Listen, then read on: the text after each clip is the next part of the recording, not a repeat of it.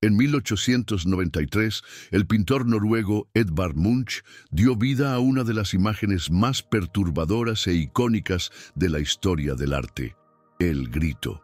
Con tonos rojizos y formas onduladas, la pintura representa una figura angustiada bajo un cielo en llamas, como si el mundo mismo estuviera gritando.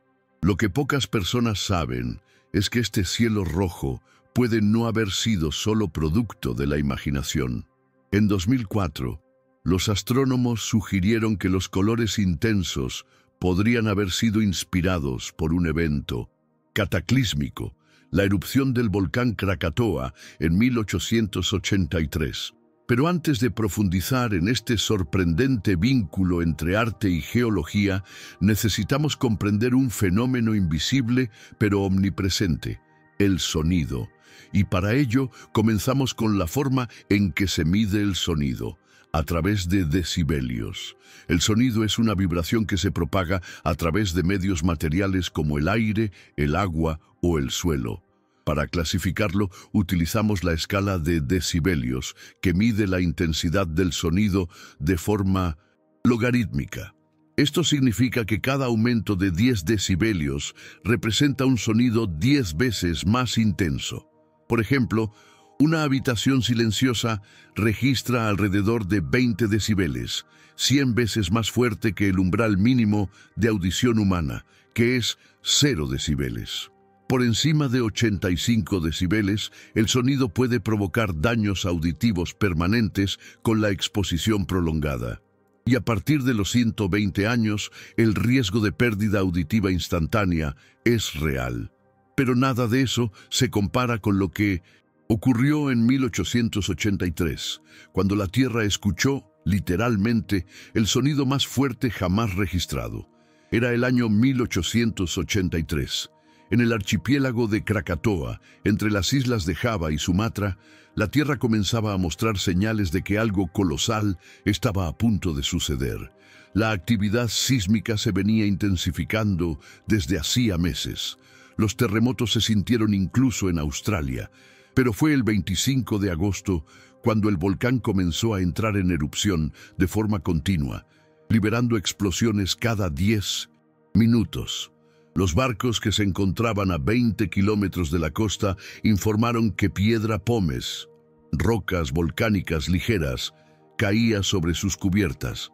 Algunos tenían hasta 10 centímetros de diámetro. 2 días después, el 27 de agosto, se produjeron 4 grandes explosiones. Cada uno de ellos fue lo suficientemente potente como para provocar tsunamis con olas de hasta 30 metros de altura. El tercero, sin embargo, llamó la atención por otro motivo. A las 10:02 am, la tercera explosión del Midutsin, Krakatoa liberó una onda de choque que atravesó continentes. El estruendo se escuchó a más de 4.800 kilómetros de distancia, alcanzando islas en medio del Océano Índico y la ciudad de Perth, Australia. Muchos pensaron que eran cañones de guerra disparando a la distancia. Se estima que, a unas 100 millas del volcán, el sonido alcanzó unos increíbles 180 decibeles, un nivel 1.000.000 de veces más fuerte que un silbato sonando junto a tu oído. La energía liberada fue equivalente a 4 bombas SAR, a las armas nucleares más grandes jamás detonadas. En ciudades situadas a casi 1.000 kilómetros de distancia, se rompieron las ventanas. Pero aún así, esa ni siquiera fue la más violenta de las explosiones de ese día. La cuarta y última explosión del Krakatoa fue tan violenta que no solo rompió récords, sino que redefinió lo que entendemos por sonido extremo. La ceniza volcánica fue lanzada a una altura aproximada de 80 kilómetros, llegando a la estratosfera. La onda expansiva se propagó a una velocidad de 1.086 kilómetros por hora, con una intensidad estimada de 310 decibeles. Un nivel tan absurdo que supera los límites del oído humano y la física del aire mismo. Para que os hagáis una idea, los marineros que se encontraban hasta 64 kilómetros de distancia tenían los tímpanos reventados. La explosión fue registrada por barógrafos, instrumentos que miden la presión atmosférica en varios puntos del planeta, dando 3,5 vueltas a la Tierra. Después de la furia sónica, el silencio. El 28 de agosto de 1883, el Krakatoa quedó en silencio. Cuando se asentó el polvo, aún existía menos del 30% de la isla original. Pero la devastación no terminó ahí. Todo el planeta sintió los efectos de la erupción. El año siguiente, las temperaturas medias del verano cayeron alrededor de 1,2 degrees Celsius en gran parte del hemisferio norte. El clima se descontroló y provocó precipitaciones récord en ciudades como Los Ángeles y San Diego entre 1883 y 1884.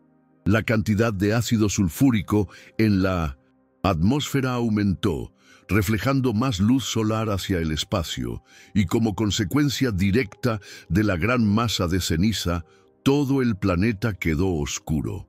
El paisaje celestial también ha cambiado, y ahí es donde el arte entra en la historia. La ceniza arrojada por Krakatoa tenía el tamaño justo para interferir con la forma en que la luz pasa a través de la atmósfera. Bloquearon más luz roja, dejando los cielos con tonos verdosos o púrpuras. Durante meses, la luna apareció descolorida y en algunas regiones, incluso verdosa. Pero el fenómeno más impresionante eran los atardeceres, rojos intensos, como si el cielo estuviera en llamas. Estos cielos apocalípticos se han observado en todo el planeta, y es en este contexto que el cuadro de Edvard Munch, El Grito, se vuelve aún más curioso. El cielo anaranjado y distorsionado de la pintura puede haber sido inspirado, según una hipótesis planteada por astrónomos en 2004, por la memoria visual del cielo alterado por las cenizas del Krakatoa. Incluso una década después de la erupción, Edvard Munch escribió en sus diarios que una vez sintió un grito que atravesaba la naturaleza mientras caminaba al atardecer. El cielo, dijo, estaba rojo sangre. Esto refuerza la teoría de que su obra capturó el impacto visual y emocional de ese periodo oscuro de la historia. Aún así, los historiadores del arte recuerdan que Munch era un impresionista, un artista que pintaba sentimientos, no realidades. Para ellos, el cielo rojo sería simbólico, una expresión de angustia interna.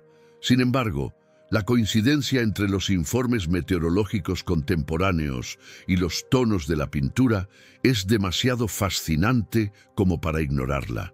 Después de todo, es posible que una erupción volcánica al otro lado del mundo inspirara una de las pinturas más emblemáticas de la humanidad. Krakatoa nos recuerda que el planeta en el que vivimos es un organismo vivo, capaz de producir sonidos e imágenes que resuenan en el arte, la ciencia y la memoria colectiva. Su rugido cruzó continentes, destrozó ventanas a cientos de kilómetros de distancia, hirió oídos y perturbó los cielos. Pero también dejó huellas sutiles, como el tono del crepúsculo o el color de una luna extraña. Quizás nunca lo sepamos con certeza si es cierto o no que el grito nació de las cenizas del Krakatoa, pero pensar que una pintura en Noruega podría haber capturado los ecos visuales de una explosión en Indonesia revela algo trascendental. El mundo está interconectado en formas que a menudo pasamos por alto, y el arte como la ciencia ayuda a revelar estas conexiones. En una escala de decibeles, el sonido del Krakatoa fue más que un simple ruido. Fue un hito en la historia del planeta y en la forma en que percibimos lo invisible. Cambió el clima, alteró el cielo, jugó con la naturaleza y, tal vez, con el alma humana, y todo empezó con algo que al principio no podemos ver: el sonido. En tiempos de tanto ruido, recordar el silencio que llegó tras la furia del Krakatoa puede enseñarnos algo sobre el equilibrio. A veces, el sonido más fuerte de la historia solo sirve como introducción a un silencio que transforma el mundo.